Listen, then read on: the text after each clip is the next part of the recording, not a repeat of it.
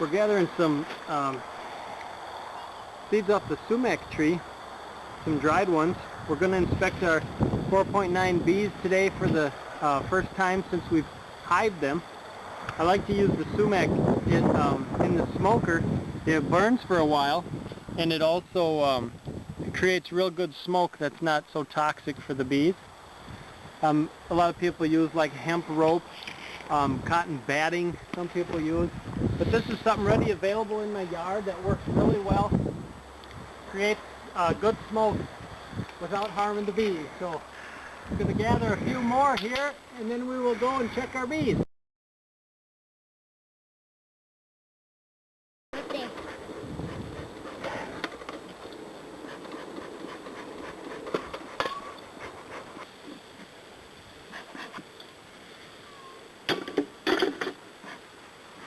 Okay, we got our smoker lit. We're going to be going into our two 4.9 hives that came from Florida in nuke form. And we pulled out these sliding bottom boards to inspect them. I already wiped them off, but we found this one had a bit of pollen and some pretty good looking things. I found a couple little white, look like mealworms. I'm concerned they might be waxworm larvae or something. We'll check, see what we can find out. There's a bunch of pollen over here in the board. The boys have been licking it up.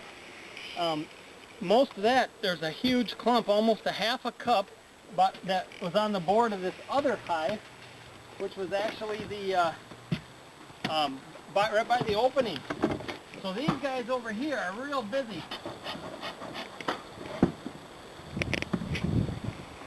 In almost every little cavity they can. All right, let's go start opening them up here. Got my hive tool. The top box is just for the feeder. Oh my goodness. This pail, there's only about 2 inches left in it. It was almost full when we put it on, so.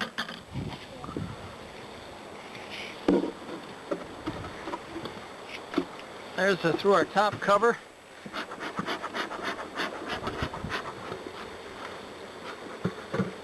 The bees in the front of the hive here just have loads of pollen on them. I believe it's the tag alder trees where most of it's coming from right now. I can see fresh burr comb already.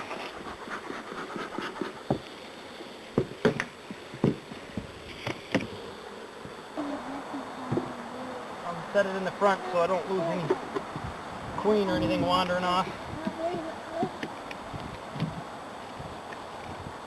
Alright, these frames that we put in off the nuke, 4 out of 5 here, are just got burr combs sticking them all together. The only way we're going to be able to do a decent inspection is to pull some of these apart. Oh, look at all those bees. Loads of bees, loads of larvae, bees with pollen on them. That is a great looking frame. I don't see any flags or signs of any bad activity. I don't see any real drone cells either. If we have some drone cells, we'll check for mites.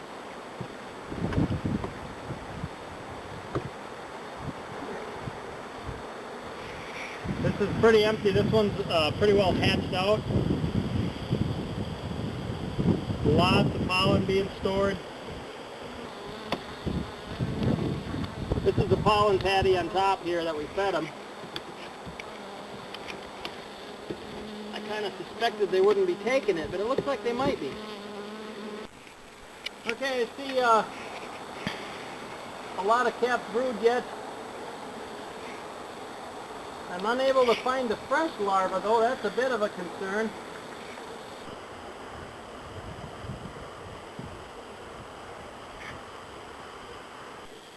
I did find some fresh larvae on this frame, so they're still active. And possibly some eggs.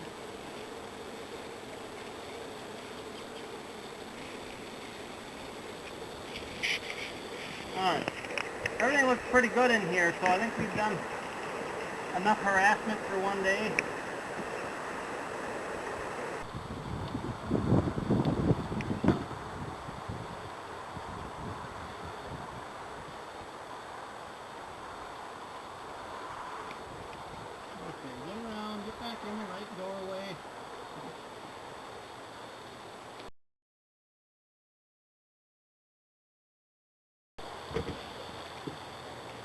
Okay, here we go into hive number 2, which seems a little less active, but we'll find out in just a minute here what is really going on.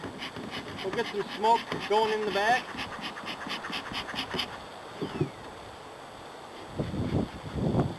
And the pail has a little more than the other hive in it. It's about up to here, but they've taken quite a bit of food, so doesn't look too awful bad, really.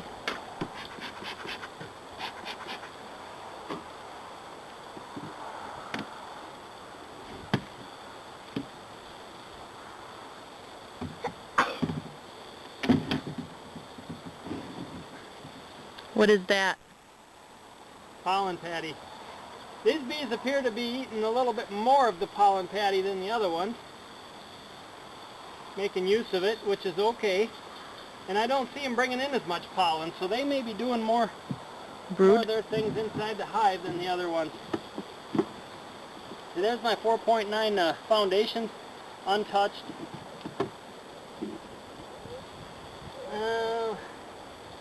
Doesn't appear they're drawing that out yet at all. Let's try the other side and see if any drawing out going on. No, not yet. Just maybe a little bit. When you say drawing out, does that mean constructing the...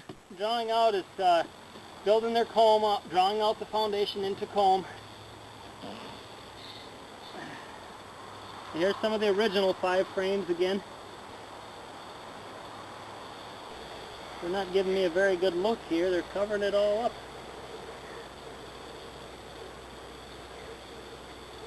Like mostly food. I don't see any fresh larvae there, so I'll put that one back. Draw out another one here. Well, there's quite a bit of calf brood. That's a good sign. They're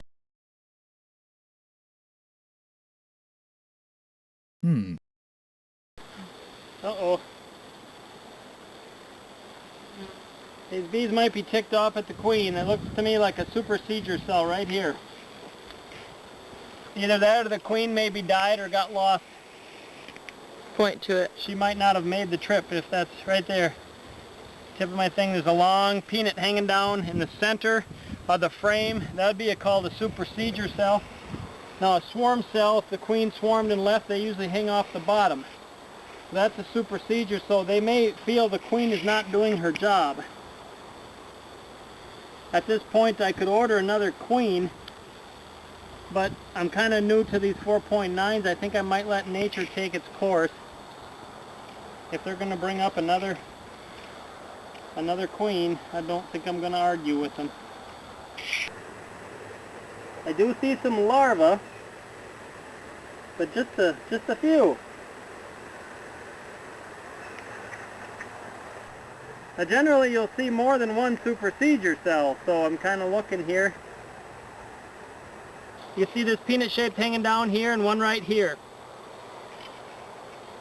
Now this one's lower. Swarm cells are usually right on the bottom though. These are super seizure cells. That means they're unhappy with their queen. Now it could have been purely the move. They may have moved with this queen. They might have killed her in transit because she was probably new to them. Well, usually when they make a package they put a new queen in. The queen was not inside of a cage, so they may have rejected her, but fortunately it looks like they found some eggs in time to draw out some queen cells and feed them royal jelly. They have 3 days from the time the queen lays an egg to feed it royal jelly for it to become a potential future queen. Now these queen cells that you find here, the first one that hatches out, it's going to go around and sting the other ones, so there can only be one queen, only one will prevail. So this particular hive, I may let it, just for the sake of interest, take its own natural course, replace its own queen, and then we will see later on what the result of that is. And I expect this hive to be behind the other ones, although it is quite early in the year. It's what's today, the 20th, April 20th, so there may be, you know, time to get a queen up and active and build up the colony before the actual honey flow. So why don't we turn the camera off for a second? We'll get a picture. Let's get a picture of these supersedures.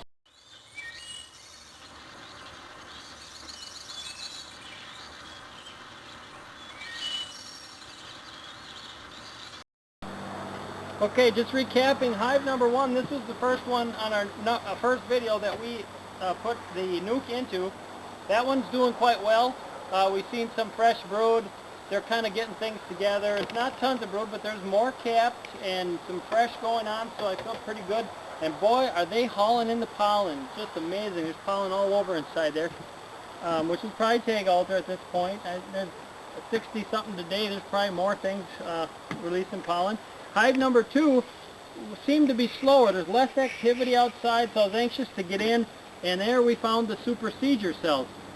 So the queen, assumably, possibly never made it through shipping. So, but they got to the eggs in time, and there's at least 3 supersedure cells in there. Whether or not they rejected the queen or she is dead in there, I can't be sure, but I did find the supersedure cells. And we will see how all that comes out. We're going to let them raise up their own queen rather than to buy another one. I like to follow the adventure all the way through. One more hive. This is a package that came. We threw it in quick yesterday. It was just too cold to goof around with it. So today she's warmed up pretty nice. We're going to take a check. This is a package that is mostly Italian. There's a little bit of carnelian in it, and I think even a little buckfast bee mixed in to this. And it's, you know, a particular breeder down south kind of bred these bees together to come up with the ones that he likes. And this is what he came up with. It looks like they've taken quite a bit of food for one day, maybe about so much out of the bucket. So they're doing pretty well. This was a 2-pound package, and we're just going to get in here and get a quick look.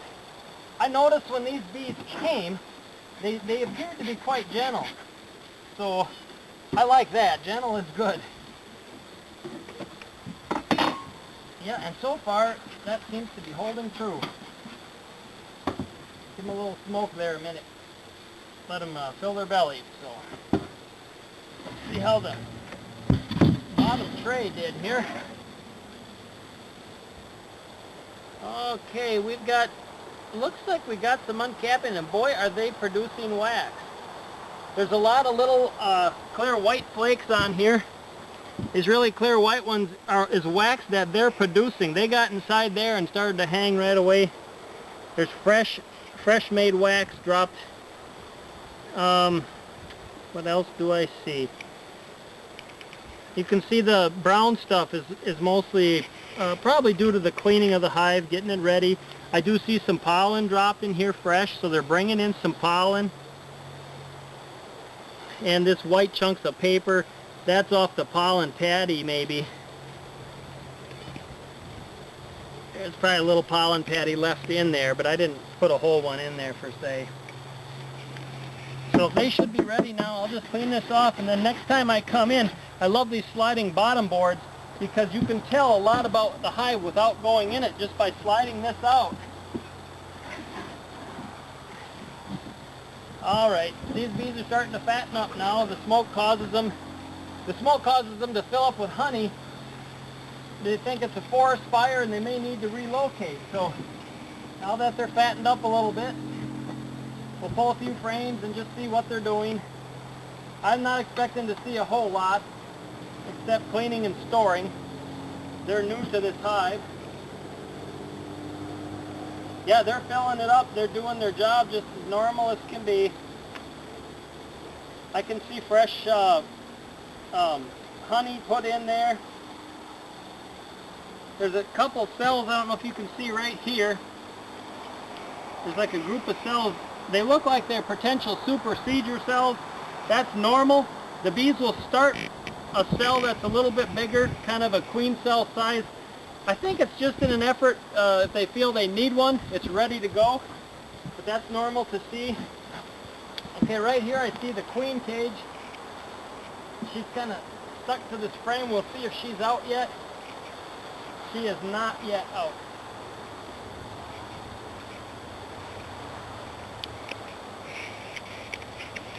There's a sugar candy in there, and it doesn't look to me like they're eating it out very well. At this point, I think I'm going to just pull that, I'm going to get a little tool and pull that cork out of the other end and just release her into the hive. Doesn't she need water? The queen, inside the cage, believe it or not, she has attendants. There's attendants in that little cage that come with her, but there's attendants always around the outside of her cage, feeding her, taking away her waste, grooming her, whatever she needs is provided. That's just the way they handle a queen. That's just how bees do it.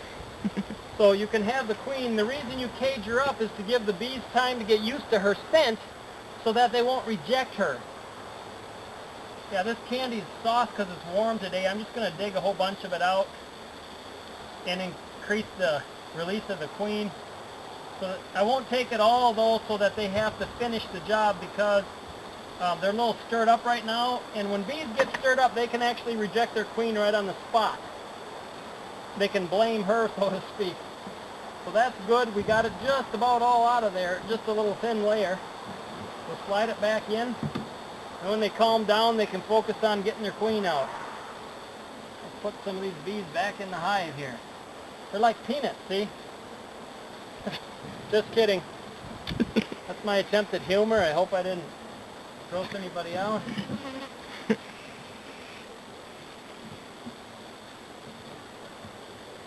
Alright. That's all we want to see for now. We don't want to stir them up much until that queen is out doing her thing. I'll let a little of that liquid out so I don't totally drench the bees. Of course, the pail has like pinholes in the bottom. It creates its own vacuum, and the bees just siphon it from underneath. Very simple concept. And this is just to go over top of the pail, so you can put a lid on and everything runs off the hive. So I'm feeling good about the package. They look like really good bees. They're getting busy right away. Don't even have their queen yet, but when she comes out, probably tonight or tomorrow, they will be ready for her. They're getting it already in there. So we have our 2 nukes we got from Florida. This package actually, I believe, came from down by Georgia, and I'm excited. The first 2 packages are Italian mostly, and this is also a strong Italian strain, little Carnelian, little buckfast. It's bred towards a particular bee producer's liking, honey producer's liking. So we'll be getting more bees in about a week. I think they will be just straight up Carnelian and a Minnesota hygienic, and we'll be putting those out here. There'll be a total of 5, and we may be doing a video on some downsizing of your own bees and explain more of that as we go. So thank you for joining us. Look forward to sharing the bees with you once again.